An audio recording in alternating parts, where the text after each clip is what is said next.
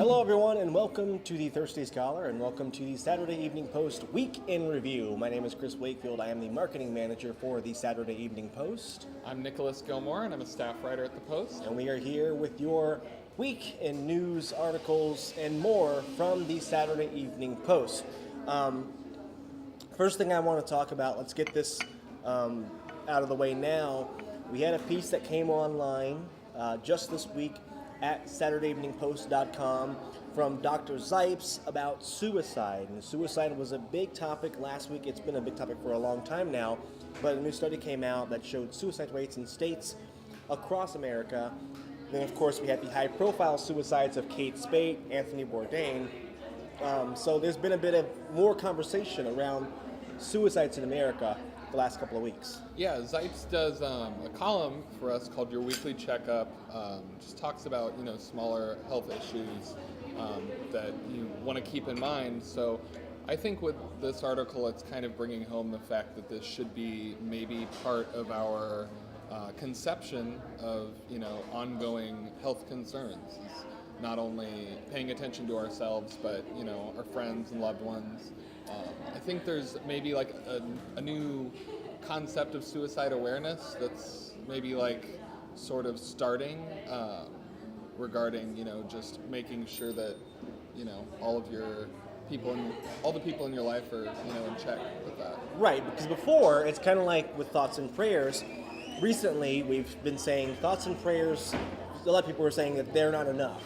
And with suicides, the knee-jerk reaction on social media with suicides used to be, oh, here's the number if you need help. Mm-hmm. With this last evolution now online of the conversation, people are saying that's not enough. Go check up on your friends. We're all responsible.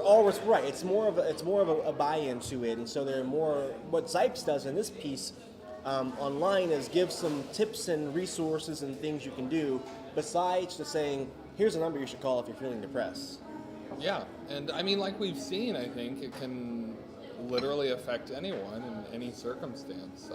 It's not limited to any certain demographic. Right. People who you would think, are very successful and show no outward signs can still be affected. Right, exactly. So you can read that piece over at SaturdayEveningPost.com, the weekly checkup from Dr. Zipes. Now, Nicholas, you recently had a piece online talking about these Ben Franklin circles, focusing around Ben Franklin's 13 virtues. Right. It's this sort of phenomenon that's taken off in the past 2 or 3 years, and it's basically discussion groups, mm-hmm. and they're all over the country.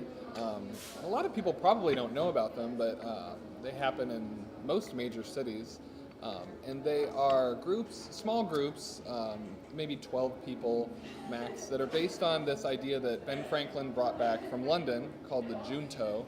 And it was a discussion club that he did starting in 1723, that he, gathered a lot of tradesmen and artisans, and they would discuss business and philosophy, and they pooled their books together, kind of started the lending library. And so groups of people around the country have started to replicate that in the last few years. And it's really, in modern times, it's really a way to see people face to face, get a sort of a diverse group together, intellectually, demographically, and discuss big topics. Right. Self-improvement, community involvement. So yeah, it's interesting how they sort of manifest in different places. I want to quiz Nicholas now. We are going to see how many of Ben Franklin's 13 virtues you can name. Okay. There's temperance, silence, frugality, chastity,